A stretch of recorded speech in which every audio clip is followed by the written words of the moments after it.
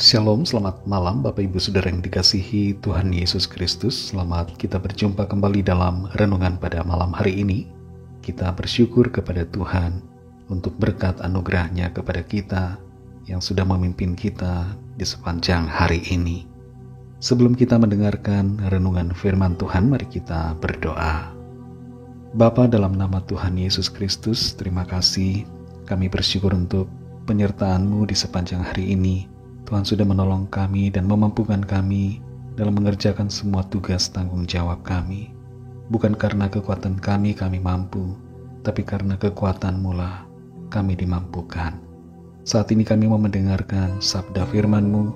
Urapilah kami Tuhan supaya kami mengerti dan taat pada setiap kehendak-Mu. Dalam nama Tuhan Yesus kami berdoa. Haleluya. Amin. Saudara yang dikasihi Tuhan, ayat firman Tuhan saat ini terdapat dalam 2 Timotius 1 ayat yang ke-6. Tertulis demikian. Karena itulah kuperingatkan engkau untuk mengobarkan karunia Allah yang ada padamu oleh penumpangan tanganku atasmu. Saudara yang dikasihi Tuhan, selama upacara pembukaan Olimpiade Paris, hujan mulai turun. Tapi obor tetap menyala selama cuaca yang kurang bersahabat itu. Panas yang dihasilkan oleh api di obor mengalahkan panas yang hilang oleh air, dan api itu menjadi tetap menyala. Hujan gerimis selama upacara pembukaan Olimpiade Paris tidak cukup untuk memadamkan api. Saudara dan saya memiliki karunia Tuhan yang ibarat seperti obor, ibarat seperti api yang menyala. Dan api karunia ini mengalami tantangan. Ada hal-hal yang mencoba untuk memadamkan api karunia dari Tuhan. Tapi kita semua, saudara, tidak boleh membiarkan hal itu terjadi. Kita harus terus mengobarkan supaya karunia Tuhan menyala-nyala dalam hidup kita. Dalam 2 Timotius 1 ayat 6 ini dikatakan, karena itulah kuperingatkan engkau untuk mengobarkan karunia Allah yang ada padamu oleh penumpangan tanganku atasmu. Ayat ini merupakan sebuah nasihat keras, sebuah peringatan yang tegas kepada Timotius dan juga kepada kita semua. Ayat ini berbicara untuk saudara dan saya, supaya kita mengobarkan karunia Allah yang ada di dalam diri kita. Setiap kita masing-masing diberikan karunia oleh Allah. Dan karunia itu bukan hanya untuk disimpan, ibarat seperti menyembunyikannya di dalam tanah. Tapi karunia itu harus kita aktifkan, kita pakai dan kita pelihara dalam hidup kita. Karunia yang Tuhan berikan bisa berupa talenta, kemampuan, atau panggilan khusus tertentu yang Tuhan tanamkan dalam hati dan hidup kita. Tapi karunia itu tidak akan bisa berkembang, saudara. Tidak akan memberikan dampak kalau kita membiarkannya begitu saja. Ibarat seperti api yang memerlukan bahan bakar untuk tetap menyala. Ibarat seperti arang yang selalu harus dikipasi untuk tetap menjadi membara. Kita perlu mengaktifkan dan memakai karunia kita dalam pelayanan, dalam pekerjaan, di marketplace, dalam hubungan atau interaksi dengan orang lain. Kita harus pakai karunia itu.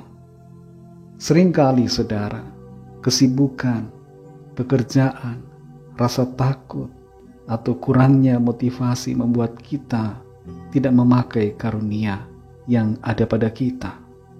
Kita merasa karunia kita begitu kecil, karunia kita tidak seberapa dibandingkan dengan karunia yang orang lain punya. Tapi kita perlu menyadari, saudara, karunia ini ibarat api yang kalau tidak kita kobarkan, tidak akan menjadi semakin besar. Kalau kita hanya membiarkan karunia itu tidak tergunakan, maka karunia ini semakin lama akan semakin padam. Saudara yang dikasihi Tuhan, apa karunia saudara? Apakah saudara sedang memadamkan karunia? atau mengobarkan karunia yang Tuhan berikan? Apakah saudara tidak memakai karunia yang Tuhan percayakan? Adakah kita menyia-nyiakan karunia yang Tuhan berikan kepada kita?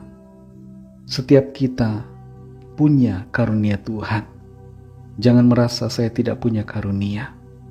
Sadari, saudara dan saya pasti punya karunia yang Tuhan percayakan.